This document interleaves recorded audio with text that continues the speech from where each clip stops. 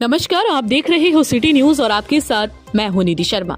आगामी लोकसभा को लेकर सभी राजनीतिक दलों ने अपने अपने एजेंडे के तहत सियासी यात्राएं शुरू कर दी है, तो वहीं लोकदल पार्टी ने भी लोकसभा चुनाव का बिगुल फूंक दिया है और मवाना से बिजनौर तक किसान यात्रा निकाली।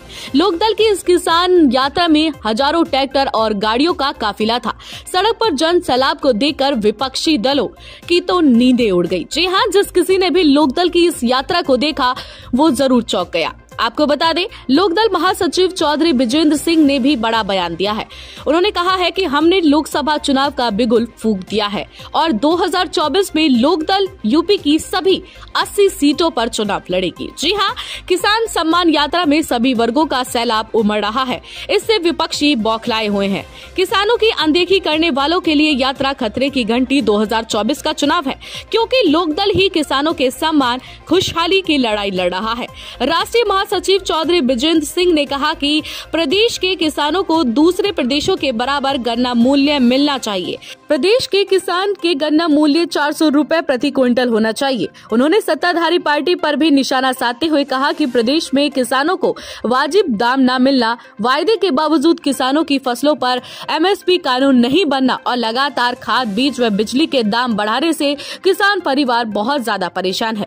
तो वहीं दर्शकों, किसान यात्रा जब गंगा बैराज घाट पर पहुंची तो गंगा घाट पर किसान मसीहा पूर्व PM स्वर्गीय चौधरी चरण सिंह जी की मूर्ति पर माल्यार्पण किया गया और गंगा घाट पर गंगा की अविरल धारा में ब्राह्मणों की मौजूदगी में मंत्रोच्चार के साथ जल अभिषेक भी किया गया। देखिए हमारी खास रिपोर्ट। देखिए, ये जो किसान जोड़ो यात्रा के साथ साथ सर्व समाज जोड़ो यात्रा है, जिसमें गरीब, दलित, मजदूर, किसान, जैसा आपने देखा, सब लोग एकत्रित होकर, सब लोग जितने भी दबे कुचले अपने आप को महसूस कर रहे हैं, वो सब लोग इकट्ठा हुए और सबकी मांग है कि गन्ने का भुगतान तत्काल किया जाए।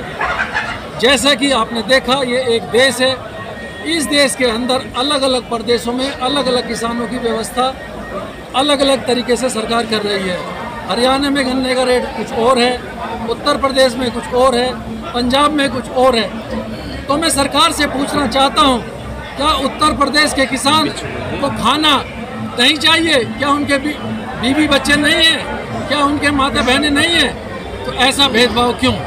सारा उत्तर प्रदेश का किसान एकजुट होकर सड़कों पर उतर आया है, जन सैलाब की तरह उमड़ आया है और उनकी ये मांग है कि MSP दे, कानून बनाए और किसानों का गन्ने का भुगतान तत्काल करें।